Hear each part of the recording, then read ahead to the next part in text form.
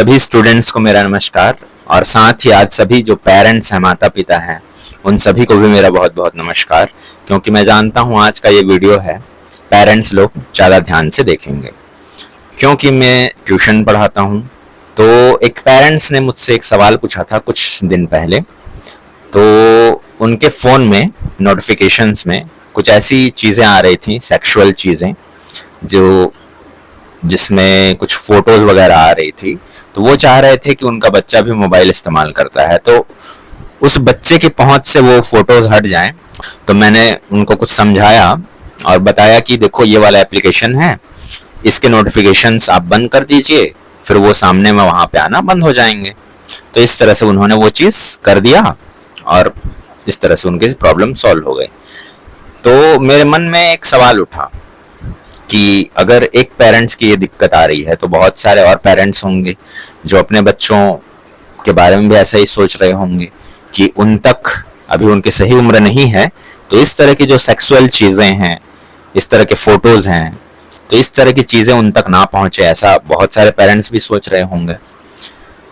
तो बेसिकली इसको मैं एक शब्द में अगर कहूँ इस टॉपिक को, तो वो है सेक्स एजुकेशन। जो कि बहुत शर्म की बात है कि भारत जैसे देश में, जहां पर कामसूत्र नामक ग्रंथ लिखा गया, जहां पर भोरम देव, खजुराहो जैसे मंदिर हैं, जहां पे सेक्स एजुकेशन को खुलकर बताया गया है, ऐसे देश में अभी भी हमारे शिक्षा व्यवस्था में सेक्स एजुकेशन का कोई प्रावधान नहीं है। जहां पर बच्चे सेक्स एजुकेशन पोर्न साइट्स से सीखते हैं या खुद से खोज खोज कर, छुप छुप कर ऐसी फिल्में देखकर सीखते हैं, या फिर किसी से पूछ कर सीखते हैं, जो कि बहुत रेयर होता है। अपने घर में इसके बारे में बोलने की हिम्मत शायद ही किसी बच्चे में होगी, और अगर कोई गलती से पूछ भी ले अपने घर में ऐसा, तो शायद ही कोई ऐसे पेरेंट्स होंगे जो इसके बारे में खुल के उस बच्चे को समझाएंगे या सही उसको सलाह देंगे। नहीं तो अधिकतर केस में यही होगा कि बच्चे को मारेंगे, पीटेंगे या चुप करा देंगे डरा धमका करके, या उससे बोलेंगे कि गलती से भी ऐसी चीजें दोबारा मत देखना या मत खोलना।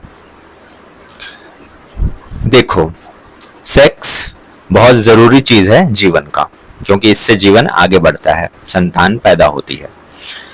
एक है सेक्सुअल चीजें, हमारे अंदर डिजायर जो आते हैं वो सब के अंदर आते हैं, जिसके अंदर नहीं आते उसे दिक्कत है। तो ये एक नॉर्मल चीज है, इस बात को एक्सेप्ट करना। ये वीडियो पेरेंट्स के लिए भी है ताकि वो भी इस बात को समझें, और बच्चों के लिए भी है ताकि वो भी खुद को एक्सेप्ट करें। क्योंकि सबसे बड़ी दिक्कत ये होती है उस एज में जब हमारे अंदर हार्मोनल चेंजेस होते हैं, हमारे शरीर के अंदर बदलाव आने लगता है। अपोजिट जो सेक्स होता है, लड़का है तो लड़की की ओर, लड़की है तो लड़का की ओर, जो अट्रैक्शन होना शुरू होता है, उसे छूने का मन करता है, और भी तरह तरह की चीजें मन में आती है। उन सबको एक्सेप्ट करना कि ये मैं ही हूँ, ऐसा सोचना कुछ गलत नहीं है। हाँ, आप जबरदस्ती किसी के साथ कर रहे हो, उसकी इच्छा नहीं है, वो गलत है। तो इस सब का मन में सिर्फ आना कुछ गलत नहीं है। तो उस मन के लेवल पे कुछ करने की जरूरत नहीं है, जो है जैसा है सब सही है। सबसे पहले इस चीज को एक्सेप्ट करना। दूसरी बात जिस बारे में हम बात कर रहे थे, जैसे कि पेरेंट्स की ये प्रॉब्लम है कि फोन में इस तरह की चीजें आती हैं, तो उससे कैसे निपटा जाए। तो उसके लिए आप किसी भी फोन के जो एक्सपर्ट्स होते हैं, बहुत सारे होंगे आपके आसपास में, परिवार में, जिनको फोन के सेटिंग्स के बारे में काफी चीजें आती होंगी, आप उनसे सलाह लीजिए, वो आपको सही सलाह देंगे। और जिस एप्लीकेशन से वो सारी चीजें आ रही होंगी वो उसको बंद कर देंगे, फिर वो सामने आना बंद हो जाएगा। लेकिन ये सब टेम्पररी चीजें हैं, ये सब टेम्पररी सॉल्यूशंस हैं। परमानेंट सॉल्यूशन यही है कि आप as a parents, as a माता पिता, अपने बच्चों से इस बारे में बात कीजिए, उन्हें कंफर्टेबल फील कराइए, उन्हें अच्छा महसूस कराइए कि वो आपसे कुछ भी शेयर कर सकें।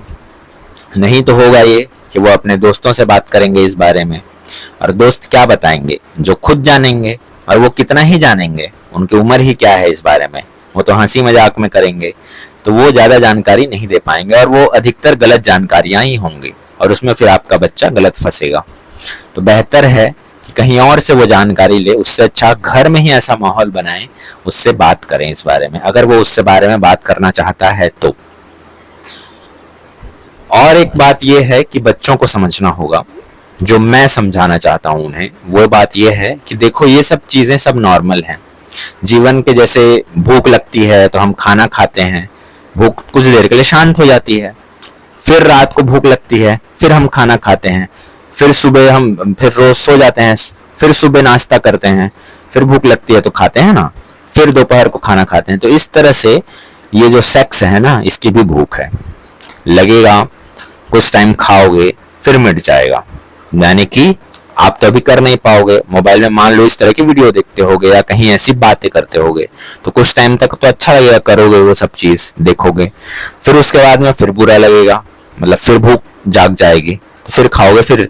तो ये चलते रहने वाली चीजें हैं, आप चाह के भी इसको कंट्रोल नहीं कर सकते। तो फिर करें क्या?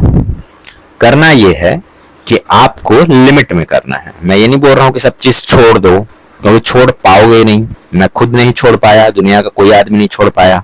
और जो ऐसा बोलता है कि वो सब चीज ऐसा देखना वेखना छोड़ दिया है, करना छोड़ दिया है, तो सबसे बड़ा झूठा आदमी है वो। ठीक है, सबके अंदर ऐसी फीलिंग्स आती हैं।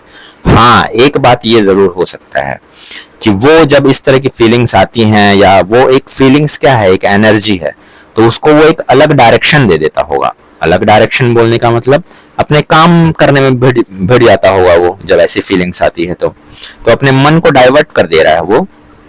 बस ऐसा हो सकता है, क्योंकि वो एक एनर्जी है, जिंदगी देने वाली एनर्जी है, तो उसको आप दिशा मोड़ सकते हो, उसको पूरी तरह से बंद नहीं कर सकते। बस नदी इधर बह रही है, आप इधर बहा दो उसको, बीच में कुछ बना दो नहर जैसा, वो इधर मुड़ जाएगी, बस इतना कर सकते हो। तो ये भी ऐसा ही है।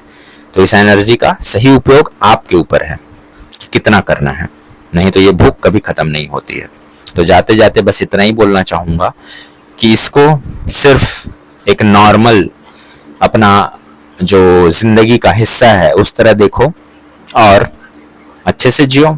और फिर भी अगर कोई दिक्कत आ रही है तो देखो, आजकल यूट्यूब चैनल में सारे डॉक्टर्स, सेक्सोलॉजिस्ट हो, साइकोलॉजिस्ट हो, गायनेकोलॉजिस्ट हो, सभी अपना यूट्यूब चैनल बनाते हैं, सभी जानकारियां फैला रहे हैं। तो वहां से देख के जागरूक बन सकते हो आप, उन सब टॉपिक्स के बारे में सही जानकारी प्राप्त कर सकते हो आप। प्रोटेक्शन क्या होता है, और भी तरह की चीजें, पीरियड्स क्या होता है। इवन मुझे कॉलेज टाइम तक मुझे नहीं पता था कि पीरियड्स होता क्या है। तो नहीं जानना शर्म की बात नहीं है, जानने की कोशिश नहीं करना ये शर्म की बात है। तो जानने की कोशिश कर सकते हो, सही जानकारी होगा, सही डिसीजन ले पाओगे, किसी और की हेल्प कर पाओगे। तो इसलिए आप उनके यूट्यूब चैनल पे जाओ, बहुत से ऐसे डॉक्टर्स आपको मिल जाएंगे, उनके वीडियोस देखो, सही जानकारियां मिलेगी। आपके मन में जो प्रश्न आ रहे हैं उससे रिलेटेड टॉपिक सर्च करो, मिलेंगे आपको उसके जवाब। तो ये कर सकते हो आप, सही जानकारी होगी, सही तरह से आपका जीवन का दिशा भी होगा। तो और भी कोई अगर मन में सवाल आ रहे हैं इस टॉपिक से रिलेटेड, तो आप मुझे कमेंट कर सकते हैं। मुझसे जो हो पाएगा मैं वो मदद करने की कोशिश करूंगा। बहुत बहुत धन्यवाद।